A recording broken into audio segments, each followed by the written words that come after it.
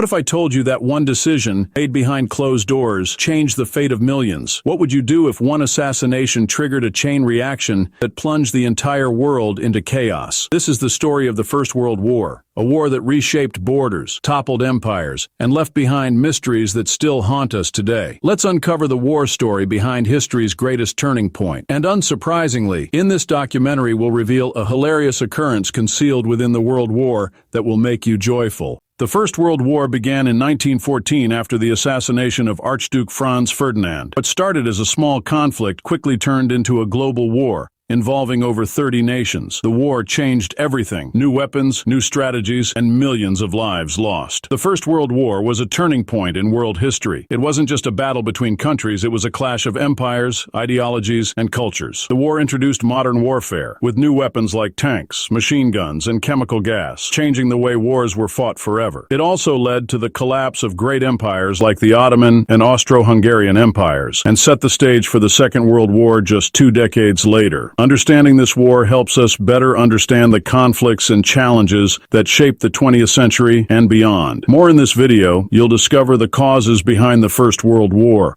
the key events that shaped its course, and the impact it had on the world. We'll explore the alliances, battles, and figures that played major roles, and uncover some of the mysteries that still surround the war today. By the end, you'll have a clearer understanding of how this catastrophic event changed history and paved the way for the modern world. It was June 28, 1914, when Archduke Franz Ferdinand of Austria-Hungary was assassinated in Sarajevo, Bosnia, by Gavrilo Princip, a member of a nationalist group. The murder was the spark that set off a chain of events, but the underlying tension had been building for decades. The main causes of the clashes were nationalism, militancy, imperialism, and a complex system of alliances. Nations in Europe had been competing for power, territory, and influence for years, and the massacre was just a tipping point. The reason for this war, or the cause of it being fueled, propaganda, and especially those poems that were written to promote patriotism and portray the enemy as a devil. For example, poems like The Soldier by Rupert Brooke and In Flanders Fields by Canadian physician Lieutenant Colonel John McCrae, that evoke feelings of patriotism and sacrifice. And the stories idealize soldiers and their sacrifices so that people would dedicate themselves to the war. It had the effect of helping to prepare the common people for war and turning their emotions into war frenzy, which ultimately led to mass killings and destruction. But in between, there was a time when war was going on both sides, and it was Christmas Day. Then you will be happy to know what happened. It so happened that when the sounds of war were heard everywhere, and Christmas Day came, the British soldiers and the German soldiers celebrated Christmas together. But then the order came from the commander to stop it all. If someone does not fight, we will shoot him. Thus the war lasted from the 28th of July, 1914 to the 11th of November, 1918. During the 4-year conflict, Germany, Austria-Hungary, Bulgaria, and the Ottoman Empire, the Central Powers, fought against Great Britain, France, Russia, Italy, Romania, Canada, Japan, and the United States, the Allied powers. Thanks to new military technologies and the horrors of trench warfare, World War I saw unprecedented levels of carnage and destruction.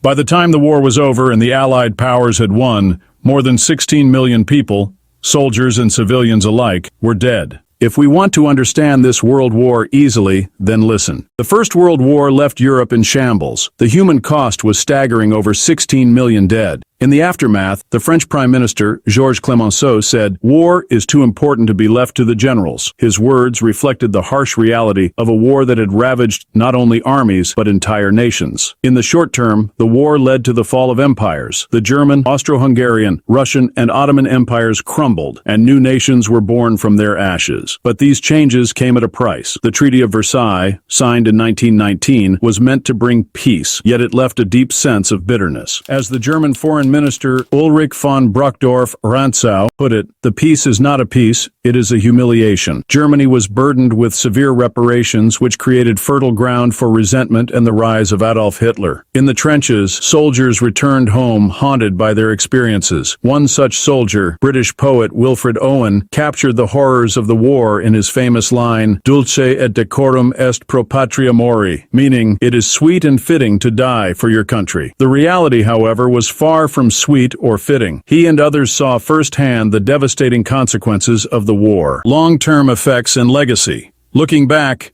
the long-term consequences of the war were far-reaching. The war didn't just end. It laid the foundation for future conflicts.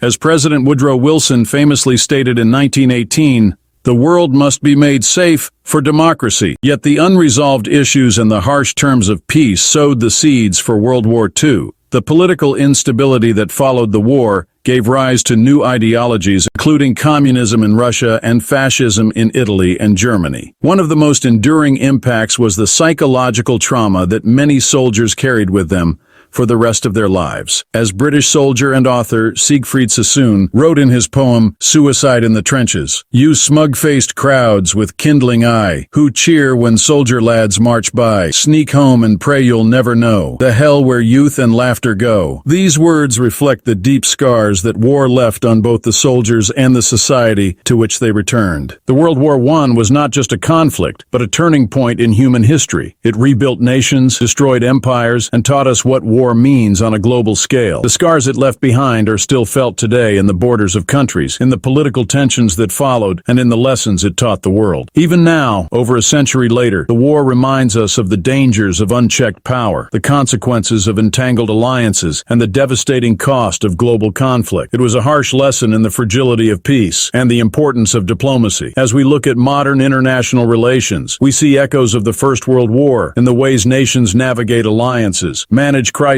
and work to prevent history from repeating itself. The First World War wasn't just history. It was a warning, a reminder of how fragile peace can be and how vital it is to learn from the past. The question is remain, have we truly learned, or do the mysteries of history still have lessons to teach us? What do you think was the most significant outcome of the First World War? Was it the redrawing of borders, the fall of empires, or the rise of movements that reshaped the 20th century? I'd love to hear your thoughts in the comments below. If you learned from this story, make sure to hit that like button. Share it with others who love history, and subscribe to Mysteries History for more captivating tales of events that shaped our world. Let's keep exploring the mysteries of the past together.